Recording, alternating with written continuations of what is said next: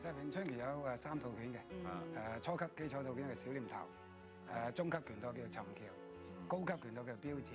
咁啊，所以入門之後咧就一定要學咗小念頭先。小念頭先。係啦。咁我哋不如請埋咧李師傅嘅高足啦，一班高足咧出嚟，我哋一齊示範下。放住我哋學拳嚇，唔該晒。外頭啦，小念頭啊。係啦，小念頭啊。咁我今日學乜嘢，師傅？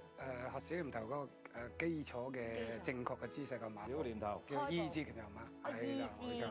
跟住先至開始做嚇。OK，好啦，首先拍齊隻腳先，放鬆自己啊，肌肉唔好緊張。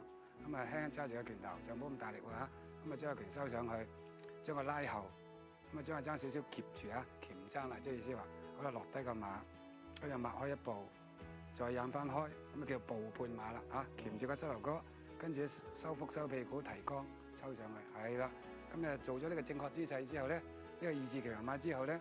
咁啊，咩叫二字拳頭馬？呢個就二字拳頭馬嗱，好少喎，唔係擘開晒嗰啲四平大馬，唔係嗰啲嚟嘅喎。唔會啊，因為呢套功夫係女人廠噶嘛，所以比較斯文啲㗎嚇。係啦，會啦，師傅快啲。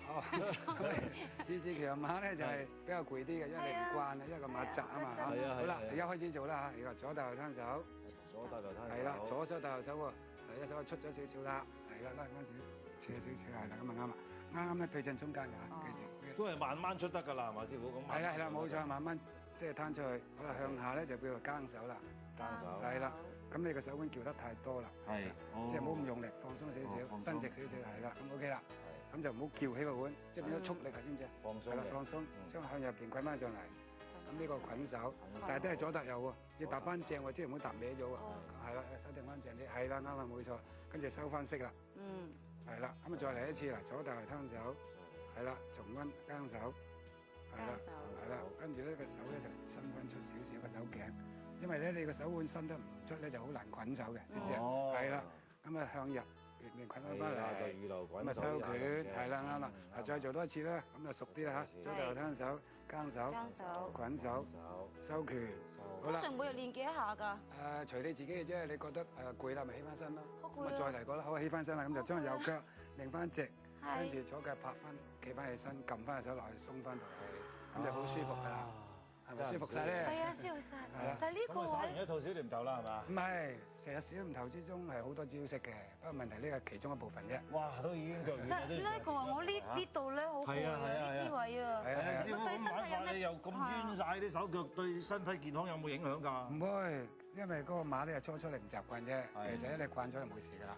咁其實成日收拳咧，對呢個肌肉個膊頭個關節好有用嘅。啲肌肉咧唔會鬆弛啊，拉得多有種彈性，係嘛？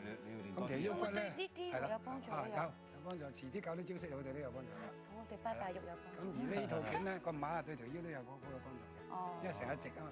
咁條腰唔會寒。除咗係呢樣嘢之外，有冇實際嘅功效咧？有可以自衞啦，自衞啦，係啦，冇錯。等於頭先個攤手都有用嘅喎。先學咗幾招就已經係可以做。係係係。即刻示範下啦，呢個。好啊，好啊。呢條仔出嚟試下，好嘛？係。你兩個出嚟示範俾人睇啦嚇。譬如俾人偷襲嘅時候點樣用啊？呢個攤手 ，OK。就係呢下交手。係啦，呢下攤手。係啦，攤手啦，冇錯啦。係。